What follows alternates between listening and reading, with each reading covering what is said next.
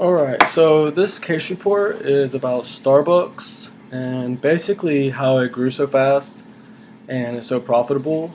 Um, the report said in 2006 that Starbucks grew its sales from 697 million to 7.8 billion, which is insane.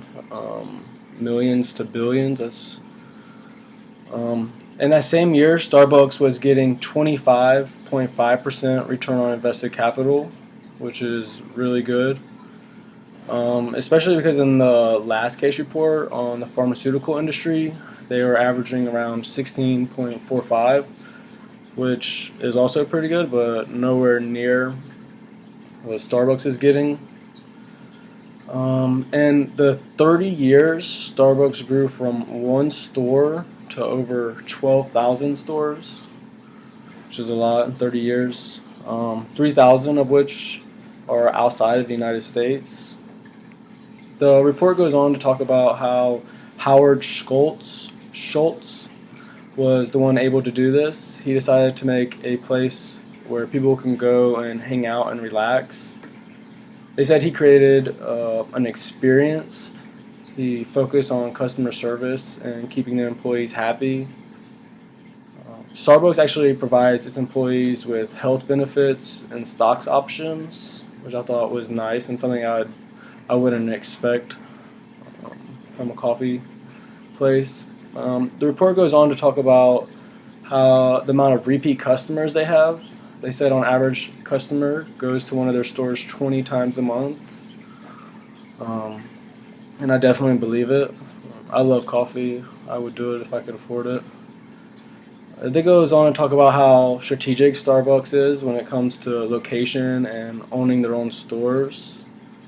And lastly, the report talked about how they plan to continue to grow, and they are expecting 50% of their stores to be outside of the US. So the first question in this case report is, what functional strategies are Starbucks help the company to achieve superior financial performance? I know their prices are pretty high, and I know it doesn't cost that much for coffee beans. I think this allows them to have a high profit margin. Um, they also have really loyal customers that come repeatedly. I think also caffeine is addictive, so I'm sure that definitely helps with repeat customers and why their customer base is so large. Also, I think they have superior customer service and environment compared to their competitors. The next question is, identify the resources, capabilities, and distinctive competencies of Starbucks. They have a really strong brand name that is recognized all over the world. I think that they have really good systems in place because they've been doing it for so long. So it's really easy for them to expand and duplicate. The next question is, how do Starbucks resources, capabilities, and distinctive competencies translate into superior financial performance? Starbucks has a huge customer base, and most of them go to Starbucks 20 times a month. They get to charge more than their competitors because their environment and customer service is so good. The fourth question is, why do you think Starbucks prefers to own its own stores wherever possible? I think they try to own their own stores so that way they can have more control and less outside influences.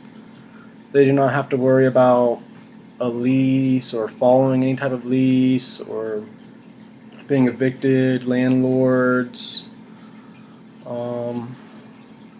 And they can stay there for a lot longer. You know, what happens if the owner wants to sell the building? Now they have to move. And they pick their location really strategically, so they definitely don't want to move. They pick that reason for a reason. The last question is, how secure is Starbucks' competitive advantage? What are the barriers to imitation here? So their competitive advantage is their brand name. You just know that no matter what Starbucks you go to, anywhere in the world, you're going to have the same experience and quality coffee, and the taste is going to be the same. I think Starbucks is so big and their brand is so strong, it makes it really hard for other smaller companies to compete at the same level as them. So this was my summary on this case report and what I think the answers are to its questions.